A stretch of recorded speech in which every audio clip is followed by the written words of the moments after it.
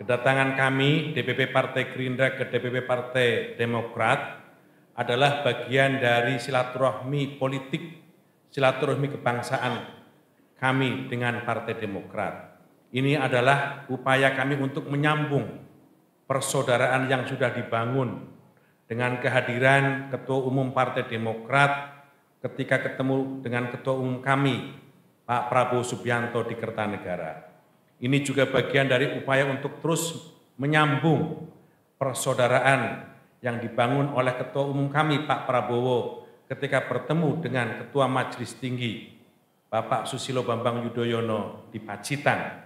Dan karena itu kami hari ini bersilaturahmi untuk menyambung persaudaraan itu.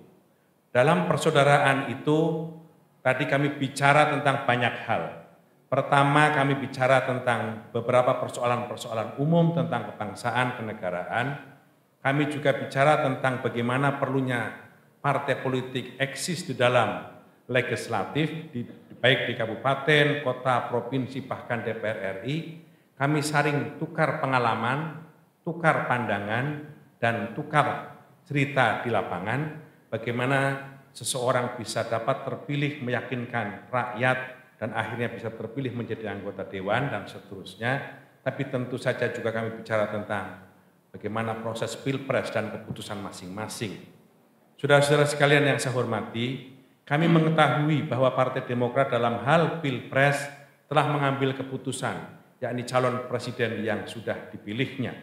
Dan demikian juga Demokrat telah tahu dan mengetahui bahwa Partai Gerindra telah mengambil keputusan final tentang calon presidennya, yakni Pak Prabowo Subianto, dan telah berkoalisi dengan Partai Kebangkitan Bangsa. Kalau kami berkomunikasi dengan Partai Demokrat, tidak bermaksud menggoda keputusan politik yang sudah diputuskan oleh Partai Demokrat. Ini bagian dari upaya kami untuk saling terus membuka silaturahmi dan bergandengan tangan. Karena seperti apa maksudnya? Seperti tadi disampaikan oleh Tengku Rifki, bahwa membangun Indonesia dengan jumlah penduduk 275 juta penduduk, dengan masalah yang segudang, dengan problem yang ribet, rumit, tentu saja memerlukan kekuatan partai politik yang banyak, memerlukan kekuatan-kekuatan yang banyak. Itulah yang kita komunikasikan. Kita masing-masing memiliki kesadaran yang sama bahwa Indonesia ke depan harus dikelola secara bersama-sama oleh kekuatan-kekuatan yang besar dan oleh kekuatan-kekuatan partai politik yang sama-sama perlunya bagaimana persatuan adalah segala-galanya, kekeluargaan harus dibangun bersama-sama, dan kegotong royongan harus menjadi orientasi kita semuanya.